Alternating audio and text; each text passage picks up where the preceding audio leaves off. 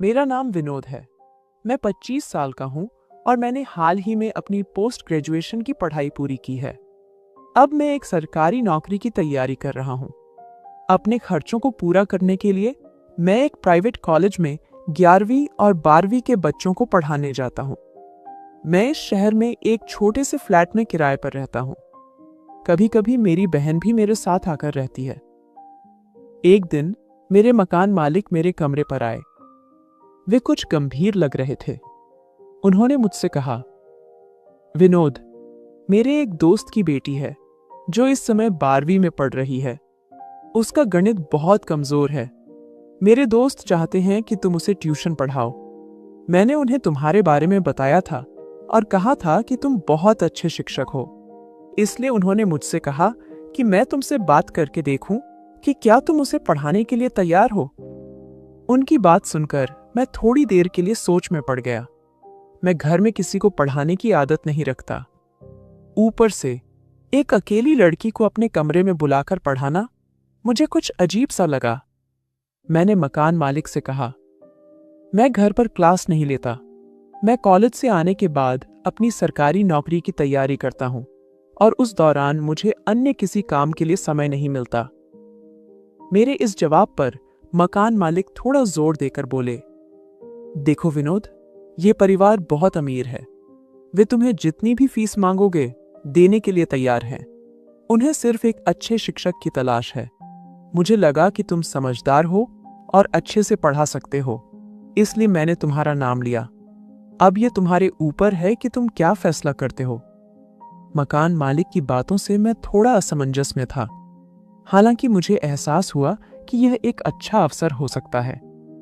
कुछ देर सोचने के बाद मैंने उन्हें कहा, ठीक है, तुम उसे कल आने के लिए कह दो। मैं उसे देख लूंगा और फिर निर्णय लूंगा। अगले दिन मैं हमेशा की तरह कॉलेज से वापस आया। थोड़ी देर फ्रेश होकर मैंने अपनी सरकारी नौकरी की तैयारी शुरू कर दी।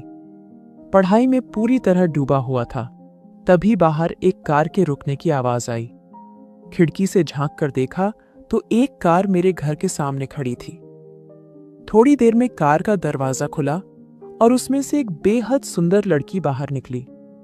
उसके साथ उसके पिता भी थे। दोनों मेरे दरवाजे की ओर आ रहे थे।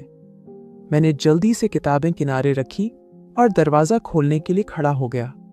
जैसे ही वे मेरे पास पहुंचे, उसके पिता ने विनम्रता से पूछा, क्या आप विनोद सर हैं? मैंने जवाब दिया, जी, मैं ही विनोद हूं। उन्होंने मेरी तरफ मुस्कुराते हुए कहा, यह मेरी बेटी सुनीता है। यह अभी 12वीं में पढ़ रही है और इसका गणित बहुत कमजोर है। हमें आपके मकान मालिक से पता चला कि आप बहुत अच्छे शिक्षक हैं। वे कह रहे थे कि आप गणित बहुत सरल तरीके से समझाते हैं। 12वीं का यह साल इसके लिए बहुत महत्वपूर्ण है और हमें पूरा यकीन है कि आप इसे सही दिशा दे पाएंगे। हम आपकी फीस के बारे में चिंता नहीं करेंगे। जितना कहेंगे उतना देंगे। बस इसे गणित में अच्छा कर दीजिए। मैंने उनकी बात ध्यान से सुनी। उनकी चिंता वाजिब थी और यह मेरी जिम्मेदारी भी बनती थी कि मैं अपनी पूरी कोशिश करूं। मैंने सहमति में सिर हिलाते हुए कहा, ठीक है, मैं इसे पढ़ाने के लिए तैयार हूं। इसके बाद हमने फीस और बाकी बातों पर चर्चा की। फीस तय होने के बाद उन्होंने मुझे धन्यवाद दिया और अपने रास्ते चले गए। अब सुनीता मेरे कमरे में आई। उसने बड़े ही आत्मविश्वास से अंदर कदम रखा। करीब 18 साल की सुनीता बेहद सुंदर और शालीन दिख रही थी। मैंने उसे बैठने के लिए कहा और फिर पढ़ाई शुरू कर दी। पहली बार में ही उसने बहुत ध्यान दिया और मेरी हर बात को समझने की कोशिश की। करीब 1.5 घंटे पढ़ाने के बाद मैंने उससे पूछा, सुनीता, आज जो मैंने तुम्हें पढ़ाया, क्या वह सब समझ में आया? सुनीता ने बिना किसी झिझक के जवाब दिया, हाँ सर, आप बहुत अच्छा पढ़ाते हैं। आप जिस तरीके से समझाते हैं उससे मुझे तुरंत सब कुछ समझ में आ जाता है। यह सुनकर मुझे भी खुशी हुई। मैंने उसे अगले दिन समय पर आने के लिए कहा और वह मुस्कुराते हुए चली गई। इसके बाद सुनीता रोज मेरे घर पढ़ने आने लगी। शुरू शुरू में वह केवल पढ़ाई पर ही ध्यान देती थी, लेकिन धीरे धीरे वह मुझसे घुलने मिलने लगी। पढ़ाई के साथ साथ हमारी बातचीत भी बढ़ने लगी। पढ़ाई के बीच बीच में हल्की फुल्की मजाक मस्ती भी हो जाती, जिससे उसे बोरियत महसूस नहीं होती थी। उसका ध्यान अब पढ़ाई में पहले से ज्यादा लगने लगा था। मैं यह देखकर खुश था कि मेरी मेहनत रंग ला रही है। इसी तरह दिन गुजरते गए और सुनीता के चेहरे पर आत्मविश्वास भी बढ़ने लगा। एक दिन सुनीता हमेशा की तरह पढ़ाई के लिए मेरे घर आई। पढ़ाई का समय खत्म होने पर वह जाने की तैयारी कर ही रही थी कि अचानक मौसम ने करवट ली। तेज हवाओं के साथ बारिश शुरू हो गई। बारिश इतनी तेज थी कि रुकने का नाम ही नहीं ले रही थी। कुछ ही मिनटों में बाहर की सड़कों पर पानी भर गया और स्थिति इतनी खराब हो गई कि सुनीता के पापा भी गाड़ी लेकर उसे लेने नहीं आ सके। थोड़ी देर बाद मेरे फोन पर कॉल आया। फोन सुनीता के पापा का था। उन्होंने कहा, विनोद, बारिश बहुत तेज हो रही है। रास्ते में पानी इतना भर गया है कि गाड़ी लेकर पहुंचना मुश्किल है। आज सुनीता को तुम्हारे घर ही रहने दो। वह तुम्हारी बहन के साथ रहेगी। सुबह बारिश कम होने पर मैं आकर उसे ले जाऊंगा। मैंने कहा, ठीक है, आप चिंता मत कीजिए, मैं देख लूंगा। लेकिन फोन रखने के बाद मुझे थोड़ी घबराहट होने लगी। असल में मेरी बहन तो एक दिन पहले ही अपने घर चली गई थी। इसका मतलब था कि घर पर मेरे अलावा कोई और नहीं था। मैंने सुनीता को यह बात बताने की हिम्मत नहीं जुटाई, इसलिए उसे सांत्वना देते हुए कहा, तुम चिंता मत करो, मेरी बहन जल्दी घर आ जाएगी, तब तक आराम से बैठो। लेकिन मेरे मन में एक असमंजस चल रहा था।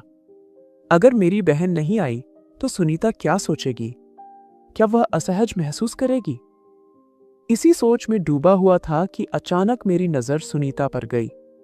वह मेरी ओर देख रही थी और उसकी आंखों में किसी भी तरह की चिंता या असुविधा का भाव नहीं था, बल्कि उसके चेहरे पर एक अजीब सी मुस्कान थी। ऐसा लग रहा था जैसे उसे मेरी बहन के घर न होने से कोई फर्क नहीं पड़ रहा था। कुछ समय बाद सुनीता के पापा का फिर से कॉल आया। मैंने फोन उठाकर सुनीता को दिया। उसने फोन पर बात करते हुए कहा, पापा, आप चिंता मत करें, विनोद सर की बहन घर पर हैं। मैं यहाँ सुरक्षित हूँ। सुबह बारिश रुकने पर मैं खुद घर आ जाऊंगी। उसके इस जवाब ने मुझे चौंका दिया। मैंने सोचना शुरू किया कि सुनीता ने अपने पापा से झूठ क्यों बोला कि मेरी बहन घर पर है, जबकि ऐसा नहीं था। फोन रखने के बाद उसने मेरी ओर देखा और कहा, आज रात मैं यहीं रहूंगी, आप परेशान मत होइए, सब ठीक रहेगा। उसकी बातों और सहजता ने मुझे थोड़ी राहत दी, लेकिन मन में एक अलग सा भाव जाग उठा। जैसे जैसे रात बढ़ रही थी, मैंने उसे अपनी बहन के कमरे में भेज दिया और कहा, वहां अलमारी में कुछ कपड़े रखे हैं, अगर तुम्हें जरूरत हो तो उनमें से कुछ पहन लो। मैं तब तक हमारे लिए खाने का इंतजाम करता हूं। थोड़ी देर बाद जब वह कपड़े बदलकर कमरे से बाहर आई तो मैं उसे देखकर कुछ पल के लिए ठहर सा गया। उसने एक हल्की रंगीन ड्रेस पहनी थी जो कुछ हद तक पारदर्शी थी। उस ड्रेस में वह बेहद खूबसूरत लग रही थी। उसका गोरा रंग, बड़ी बड़ी आंखें और गुलाबी होंठ उसे किसी अप्सरा की तरह बना रहे थे। मैंने जानबूझकर नजर दूसरी तरफ की, क्योंकि उसे देखकर मुझे बहुत सारे एहसास हो रहे थे और मैं अपने आप पर नियंत्रण रखना चाहता था। इसके बाद मैंने किचन में जाकर खाना बनाना शुरू किया। तभी सुनीता मेरे पास आई। उसने अपने दोनों हाथों से मेरे हाथ को पकड़ा और कहा, सर मुझे दें, मैं खाना बनाती हूँ। उसके हाथ का स्पर्श पाकर मुझे जैसे करंट लग गया। मैंने जल्दी से अपना हाथ खींच लिया और एक तरफ जाकर बैठ गया। सुनीता ने कहा, आप चिंता मत करें सर, मेरी माँ ने मुझे खाना बनाना अच्छी तरह सिखाया है। मैंने उसकी ओर देखकर मुस्कुराया और धीरे धीरे खाना बनाते हुए हम दोनों ने बहुत सारी बातें की। थोड़ी ही देर में सुनीता ने शानदार खाना बना लिया। हम दोनों ने बात करते करते खाना खाया और फिर अलग अलग कमरों में जाकर सो गए। बाहर बहुत तेज बारिश हो रही थी और बिजली चमकने की तेज आवाज आ रही थी। मैं अपने कमरे में सोने की कोशिश कर रहा था, लेकिन बिजली की कड़क से मुझे नींद नहीं आ रही थी। बार बार सुनीता की याद आ रही थी। बाहर बारिश हो रही थी और बहुत ठंड लग रही थी।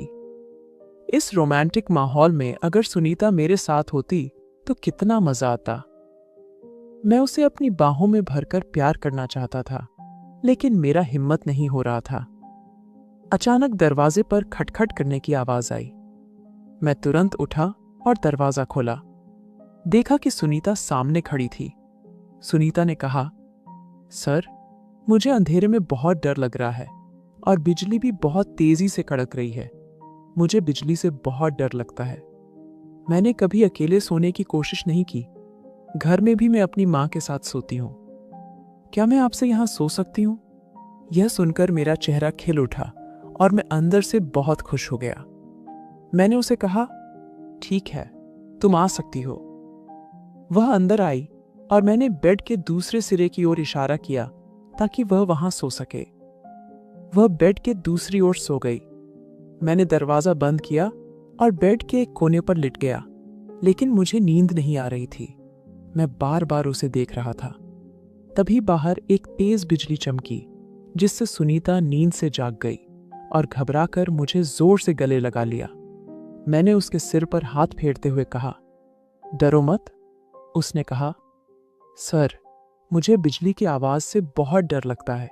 मुझे ऐसे ही सोने दो। मैं कुछ कह नहीं पाया। कुछ देर मैंने उसे गले में समेटकर उसे सुलाता रहा। फिर मुझे एहसास हुआ कि उसकी आंखें खुली थीं और वह मुझे देख रही थी।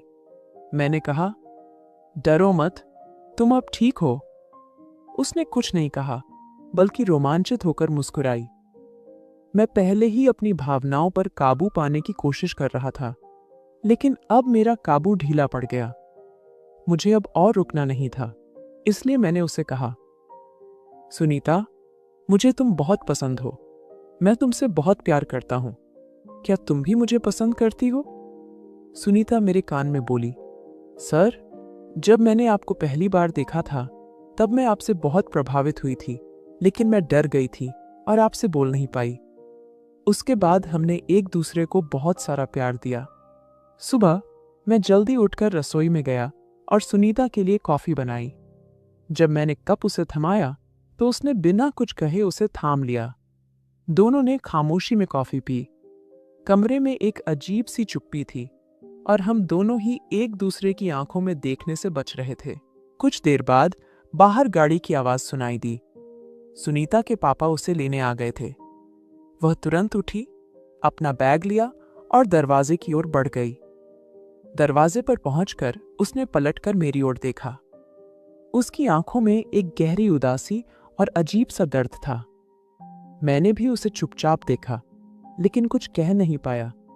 वह धीरे धीरे गाड़ी की ओर बढ़ी, एक बार फिर मुड़कर मुझे देखा और फिर गाड़ी में बैठ गई।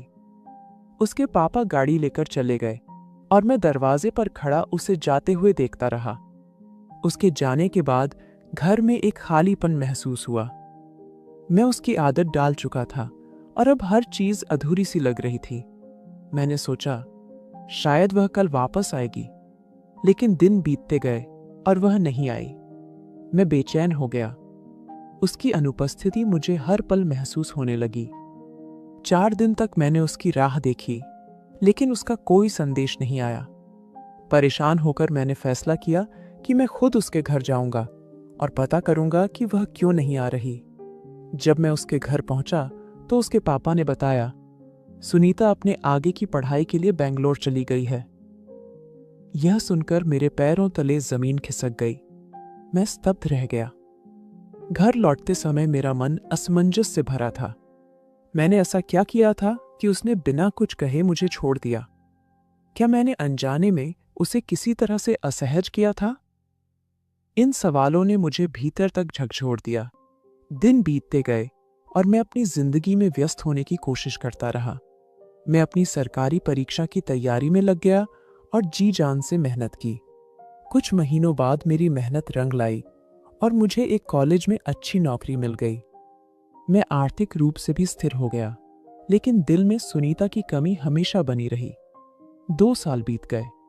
मैंने खुद को समय के साथ आगे बढ़ने पर मजबूर किया, लेकिन सुनीता की यादें मेरे साथ थीं। एक दिन कॉलेज से घर लौटते समय जब मैं कार चला रहा था, सड़क के किनारे मुझे एक जाना पहचाना चेहरा दिखा। मैंने गाड़ी को धीरे किया और ध्यान से देखा। यह चेहरा किसी और का नहीं बल्कि सुनीता का था। मेरा दिल तेजी से धड़कने लगा। मैंने तुरंत सड़क के किनारे गाड़ी रोकी और गाड़ी से उतरकर उसकी ओर बढ़ा। जैसे ही उसने मुझे देखा, वह ठिठक गई। उसकी आंखों में हैरानी और घबराहट का मिला जुला भाव था। मैं धीरे धीरे उसकी ओर बढ़ा, लेकिन वह पीछे हटने लगी। मैंने उसे रोकने की कोशिश की। सुनीता, रुको। लेकिन उसने मेरी ओर देखे बिना अपनी चाल तेज कर दी, जैसे मुझसे दूर जाना चाहती हो। मैंने उसका हाथ मजबूती से थाम लिया और उसकी आंखों में देखते हुए कहा, सुनीता, तुम अचानक इस तरह क्यों चली गई थी? मैंने तुम्हें हर जगह ढूंढा। अगर तुम्हें किसी बात का बुरा लगा था तो तुम्हें मुझसे बात करनी चाहिए थी। इस तरह गायब हो जाने की क्या जरूरत थी? मैंने तो तुम्हें कभी किसी बात के लिए मजबूर नहीं किया था। जो कुछ भी हुआ वो हमारी आपसी सहमति से हुआ था ना?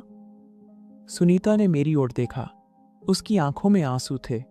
उसने धीमी आवाज में कहा, नहीं सर, मुझे आपसे किसी भी बात का बुरा नहीं लगा। मैं तो आपसे बहुत प्यार करती थी और आज भी करती हूं। जो कुछ भी हमारे बीच हुआ वह हमारी दोनों की मर्जी से हुआ था, लेकिन उस समय मैं बहुत डर गई थी। मुझे समझ नहीं आ रहा था कि क्या सही है और क्या गलत। मुझे यह डर सताने लगा कि अगर मेरे पापा को इस बारे में पता चला तो वो हमें कभी भी माफ नहीं करेंगे। इस डर की वजह से मैंने यह फैसला लिया कि मैं वहां से चली जाऊं। लेकिन मैं वहां जाकर भी आपको भूल नहीं पाई। हर दिन आपकी याद मुझे सताती रही। आज भी मेरा दिल सिर्फ आपके लिए धड़कता है। उसकी बात सुनकर मेरे दिल को सुकून मिला।